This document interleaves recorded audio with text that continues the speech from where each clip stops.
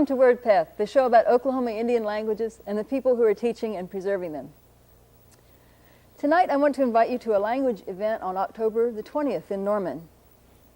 The event is called A Celebration of Oklahoma Indian Language and Culture, and it has two main purposes.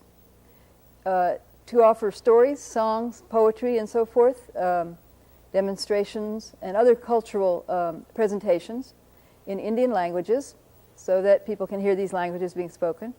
And secondly, to make available a kind of marketplace of Indian language materials. We invite tribal language programs and other people that have produced language materials to come and set up vendor booths and make their tapes and booklets and so forth available. The event is sponsored by the Intertribal Wordpath Society. It's an annual event. This will be the third annual. If you haven't been to one of the first two celebrations, let me give you an idea of some of the presentations we've had in the past so you'll get an idea of what we do. In the first two celebrations, we had stories in several languages, in Chickasaw, Choctaw, Comanche, Creek, Kiowa, and Shawnee. We had some history told in Choctaw and in Yuchi, poetry in Creek, and songs in Caddo, Choctaw, Creek, Yuchi, Oto, and Ponca. There were also demonstrations of how to make parched corn in Comanche, a demonstration of different speaking styles in Creek, and a demonstration explanation of Choctaw dress in Choctaw. The main idea is that we ask the presenters in each case to do their presentation in their own language, and we invite fluent speakers to do this, of course, to do a brief presentation in their own language, then to explain what they said in English for people that don't speak the language, and to comment a little bit about why the language is important to them, how the language is connected to the culture, to get across the idea that if you lose your language, you lose a lot more than just your language. There are all these things that are connected to it and enriched by it and really dependent upon it. Before I tell you more about this year's celebration, the third annual, let's take a look at a tape of some excerpts of the first celebration.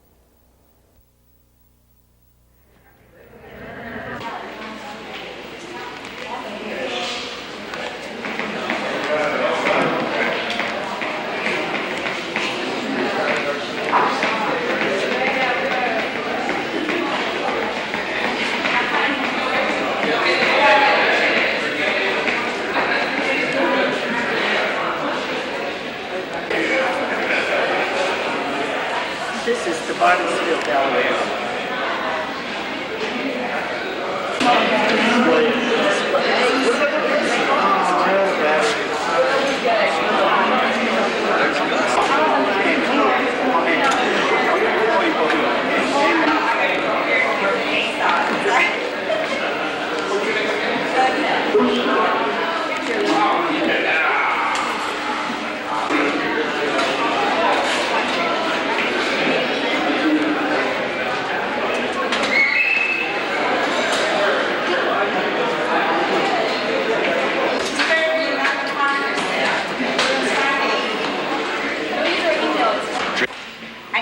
To welcome everybody here this evening. Welcome to the visitors. Welcome to the presenters. And hopefully everybody will be participating as the evening goes on. We have different things where you can participate, so we'd like to see you do that. This event has been planned so that we can relax, listen, and join in and participate in the things presented this evening. So I want to say good evening. Stungo. Good. At least I know there's some creeks here. And that's the content of the story. The story tells of the deer mother singing to the hunters and appealing to them so that they would have compassion for the life of her baby. She had a fawn, a baby deer with her, and so she was singing and didn't care whether she was taken by the hunters, but she was concerned about the baby, and so that's the content of the story. And so it's a very beautiful story, and so if you listen to the story, you can hear there's a certain sound, there's a certain quality of sorrow, I think, even in the voice of the deer. And so I'm trying to project this as well as I can, and then read it to you in English and try to get some comprehension insofar as you're understanding the story. And the name of this story is The Mother Deer, Her Death Song.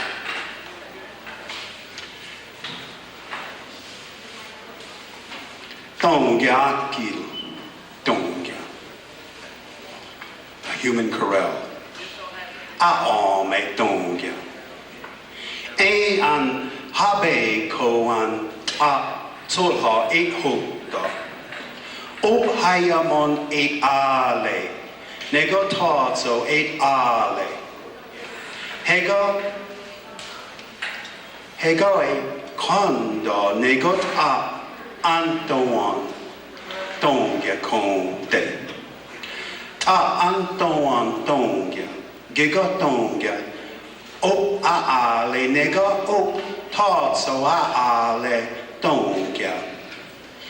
I pedo em o boy hen deto. Ta em dob aiga tongia. At ada tongia.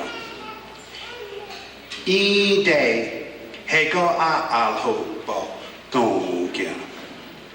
Nego I day hego so ma do a tongia.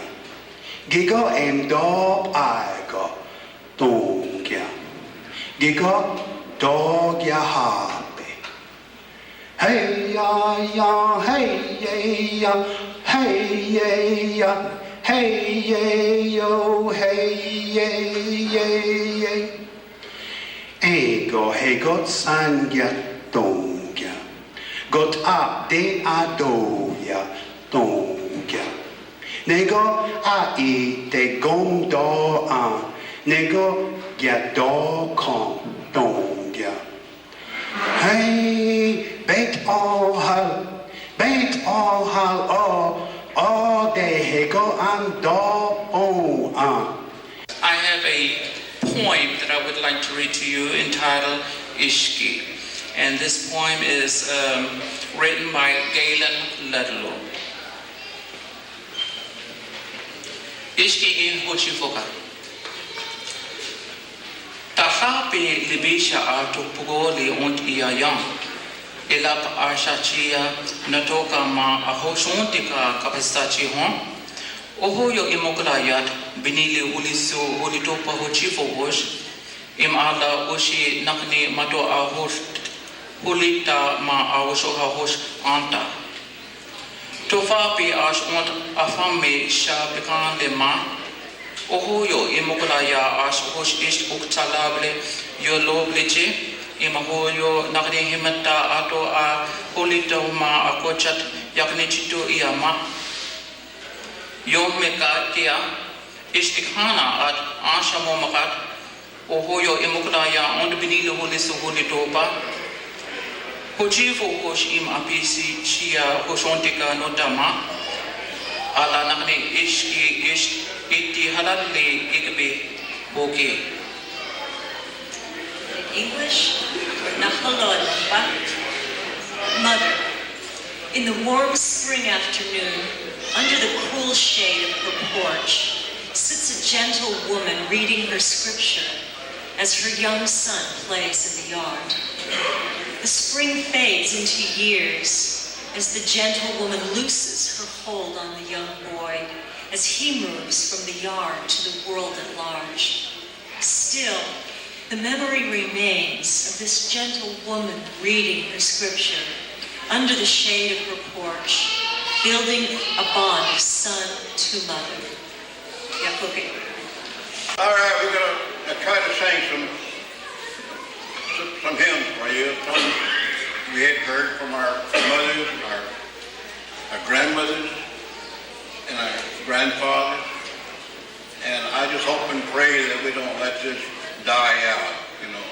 That's what we're trying to do. We're trying to revive our languages back, you know, after so many years of being deprived from it.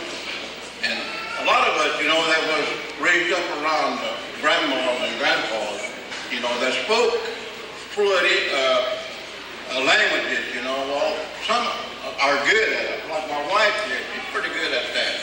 And Miss Gordon here, you know, and they're good at that. And some of us is kind of green, you know, but we try our best, you know, to try to keep our language alive.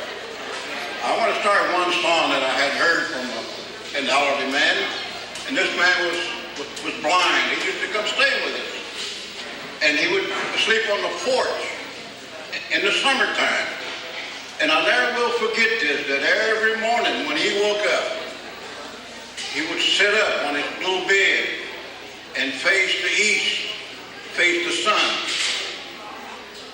And I used to hear him. First of all, he would pray. Thank God for a new day, a wonderful day. Then after you get through praying, well, then he starts singing.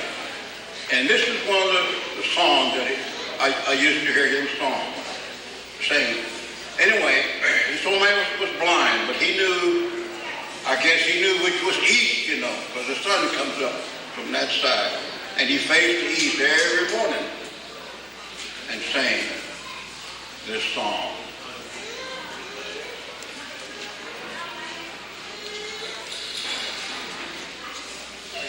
I got to think all right.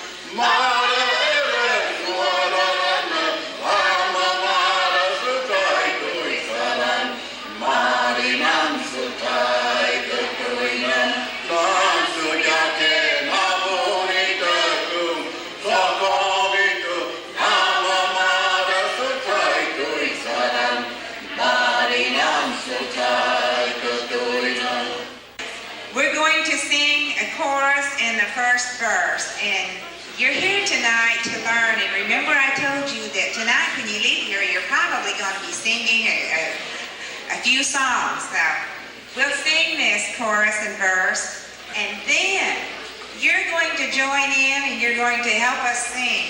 We're going to go through this twice. After we sing it, then you sing with us, and we'll do the chorus and the first verse twice. Okay.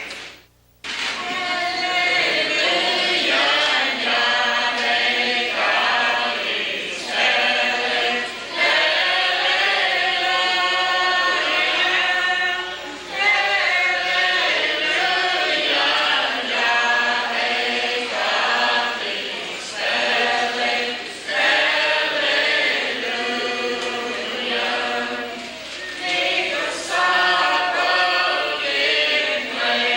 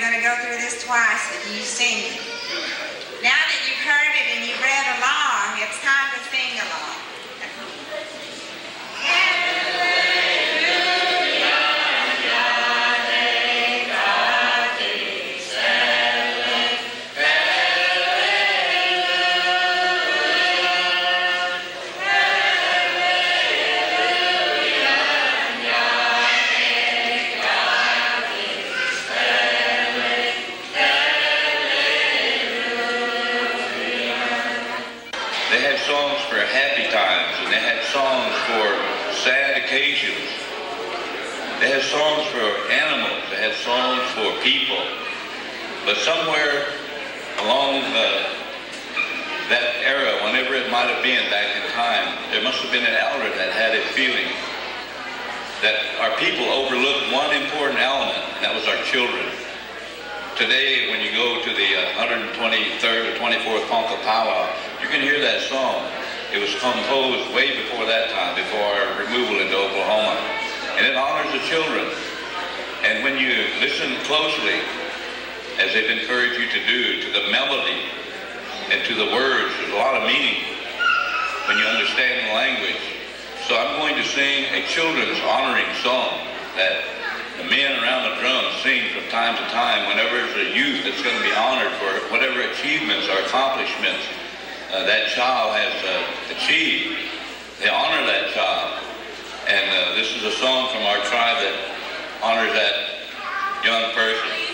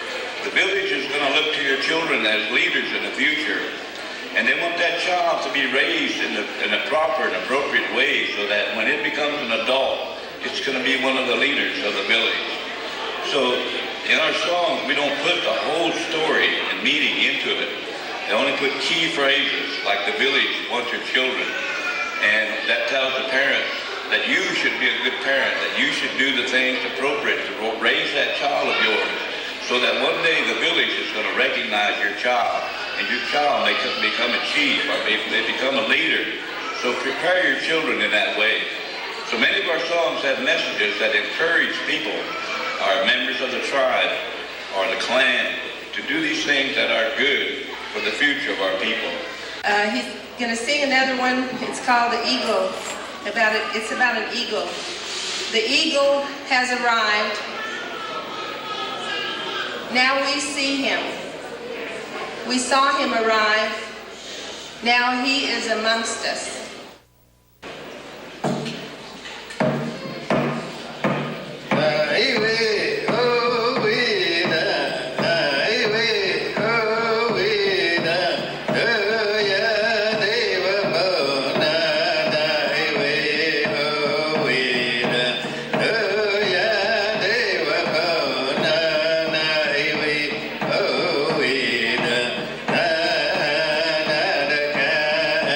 Yeah.